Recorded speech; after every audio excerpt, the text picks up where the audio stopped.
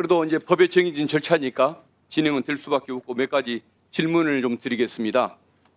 내란은 아직 끝나지 않았다라는 말들을 많이 합니다. 후보자님 어떻게 여기에 대해서 동의하십니까?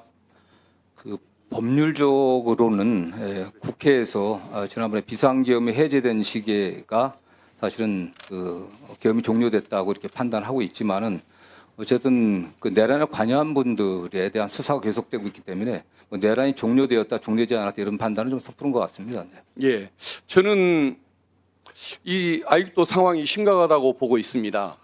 윤석열 정권에서 야당을 상대로 어떤 정치 사냥 수준의 표적 수사를 벌였던 검사들이 지금도 그대로 남아 있습니다. 그리고 내란 당시에 동조했다는 그 의혹을 받는 검사들도 있고 내란 속의 피의자를 석방을 할 때 거기에 동조했다는 검사들이 지금도 남아 있습니다. 그리고 내란 당시에 불법 비상계엄 선포된 날 서울 동부구치소에서 독방 현황을 확인했다는 그런 그 정보가 있는데 저는 그걸 지금도 진실이라고 믿고 있습니다만은 여기에 대한 진상 확인이 안 되고 그 책임자가 지금도 그대로 남아 있습니다. 최근에는 특검이 윤석열 피의자를 특검 사무실로 인치하도록 형사소송법에 따라 지휘를 했는데 서울구치소장이 그 집행을 지금 거부를 하고 있는 상황입니다. 이런 상황을 보고서 우리가 내란이 종결됐다라고 평가할 수는 없는 것 아니겠습니까? 그래서 정말 우리 장관님 그 임명되시면은 신속하게 문제가 있는 그 직원들에 대한 공직자들에 대한 인사 조치, 징계 조치를 펼쳐 주실 것을 부탁을 드리고 싶습니다. 예, 뭐 관련해서는 개별적인 사건에 있어서 검사들이 어떠한 역할을 했는지는 저희들이 제대로 제가 파악을 하지 못하고 있습니다. 다만 누가 보기에도 구체적인 또 실체적인 사실들이 확인된다고 하면 정해진 절차에 따라서 적절하게 조치하도록 하겠습니다. 알겠습니다. 지금 이제 검찰 개혁이 최고의 아마 그 과제일 걸로 봅니다. 수사와 기소의 분리, 즉 검찰청의 직접 수사권을 폐지하고 중대범죄수사청으로 이관시키는 것, 이것은 대통령의 공약이고 민주당의 사실상 당론이나 다름이 없고 민주진영의 국민들이라면 누구나 동의하는 바입니다. 아마 장관님께서도 이걸 가장 역점을 둬서 추진하실 걸로 보여집니다. 그런데 문제는 대검찰청이 이 직접수사권 폐지에 동의를 해주면 좋을 텐데 이걸 사실상 반대를 하면서 국정기획위원회 업무보고까지 사실상 거부를 당하고 있는 그런 상황입니다. 이건 굉장히 오만한 태도 아닙니까? 대통령의 공약, 정부의 공약도 거부하겠다는 이런 태도입니다.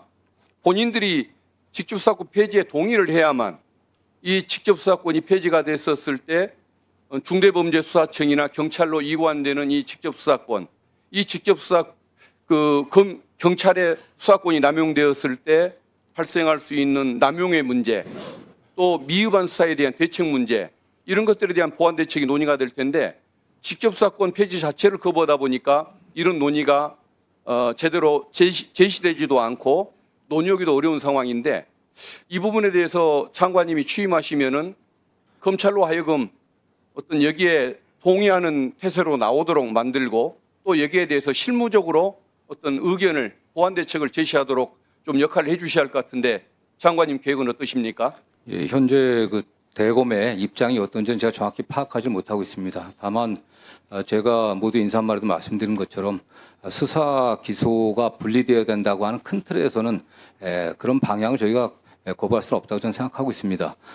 다만 수사 기소의 수사권이 조정되면서 수사권과 기소권이 분리되는 과정에 있어서 국민의 인권보호, 그다음에 수사기관 간의 어떤 견제 균형의 원리, 또 국민의 인권 보호를 위한 적절한 형태의 어떤 사법 통제 이런 것들이 잘 고려될 것으로 보고 있고 구체적인 입법 과정에 있어서 여야 의원들이 논의를 하게 된다면 법무부도 적극적인 입장을 발표하겠습니다.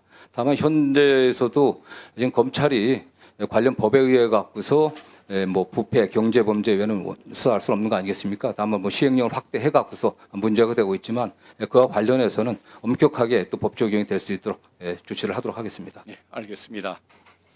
그 5.18 민주화 운동 여기 피해자들이 어떤 그 희생을 당한 이 부분에 대해서 국가가 책임을 지고 또 피해자들을 치유하고 명예를 회복해 주는 조치는 꼭 필요한 부분 아니겠습니까? 예, 그렇습니다. 네. 그런데 5.18 피해자에 대한 피해자들의 그 정신적 손해배상 청구 이 부분에 대해서 위자료 그 액수가 재판부에 따라서 지역에 따라서 너무 편차가 큽니다.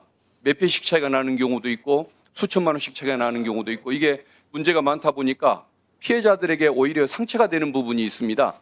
그래서 피해자들이 어떤 그 지역에 따라서 재판부에 따라서 위자료 액수가 몇 배씩 차이가 나는 이 현상들을 해소를 해달라고 요구를 하고 있습니다. 그러다 보니까 이제 법원에 이런 요구를 했었을 때 조금 그런 그 균형의 문제, 형평의 문제를 생각하겠다고 법원은 그런 입장을 보이고는 있습니다만은 이미 그 어떤 저가의 판결 금액이 확정돼 버린 이 사건 이 부분에 대해서는 이걸 구제해 주기가 어려운 좀 한계가 있어서 이제 고민이 참 많은 상태인데 이 부분에 대해서도 장관님께서 한번 좀 지혜로운 해법을 제시해 주시면 좋겠다는 생각이 듭니다. 이제 뭐 공감하는 바입니다. 다만 어쨌든 이 해당 사건의 피고가 국가이고 우리 법무부가 소송 수행하고 있기 때문에 관련 사건에 관련해 갖고 적절하게 법무부의 의견을 좀 제시하도록 하겠습니다. 다만 확정된 판결에 대해서 그 이상의 금액을 지급하는 문제에 대해서는 입법적인 보완이 좀 돼야 되지 않겠나라는 생각을 하고 있습니다. 다만 그 부분에 관련해서도 여야 의원님들이 합의한다고 하면 국회가 논의해 갖고 다른 행정적인 결단으로 가능한지 이런 거 좀 검토해 보도록 하겠습니다. 네.